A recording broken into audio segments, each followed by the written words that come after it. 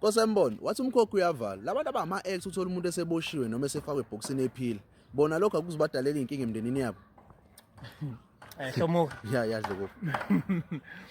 Biqinisele khona. Ngoba iqinise ngekhoyela kulona. Ya. Angiyazi imfihla ama-actor. Hayibo. Kanjani manje? Akaze ngihlale nama-actor noma ngiqondane nalo. Ngihlale nalo ngikhulume nalo mhlawumbe yabo. Ya. Kodwa iqinise likhona nelingephikiswa ukuthi oZankosi Masu bathathe baba uwophe kanje ngabo.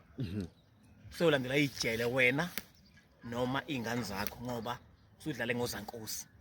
Ngamanye amazwi leyo mkhokha futhi kumele kusuke benze njani? Beyivale. Ya.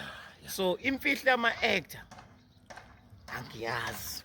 Kodwa kuyabadalela umkhokha uma kuukuthi bangena ngithi kubeze bethi abantu ama-actor athi hayi kusuke ngenzeki ngempela ngalenkathi ubona ngathi bangena emgodini suke ngangena ngempela emgodini yena. So mhlawumbe ikhona imfihlo engale yama-actor angifuni ukuyidayula ngoba mina ngaze ngihlale nani nama-actor. Kodwa ngizokhuluma njengendoda yomZulu nefuna ukuthi izinto zakhona uma ngabe umZulu uyiqaphele kahle. Ungadlali ngoZankosi, ungadlali ngesibhamu khomba ingane yakini kanje. Ngisho ukuthi ubudlala, shathi asinanhlamvu. Uthi hey bhasopo. Lonto lesumkhokho usufake ekhaya. Ya. Uma ungathatha oZankosi manje Hlomuka ubafaka kanje kumuntu wakini. Usufake ini wena amaphoyisa ekhaya. Usufake inkinga ekhaya. Ngizokwenzela umzekelo nje. Sike sabona icover kaSisundoni. Ya. Lapha ethi siboshwe khona inhliziyo ingoma yakhe leyo.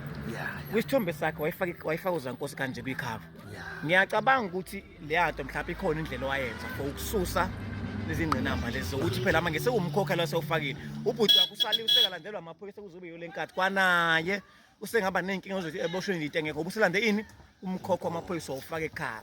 Uyibopha nje kanje sekuyinkinga. So ungena ebhokisini uma ukuthi ngempela ungena live sekumele ukhishwe ngembuzi sekuyinkinga.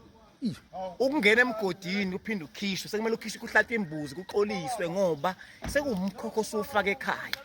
Angilazi iqiniso lama-actor ngifuna uqamba ngiyazi futhi imfihlo yawo.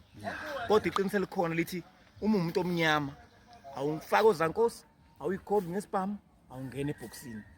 Ngampela kwangempela ngoba kusefuna kubulawa imbuzi kukhishwe into iphinde ixoliswe nakini ishwelezo ngoba sekuyinkinga usuyenzile. Ngiyabonga ethu bahlomo.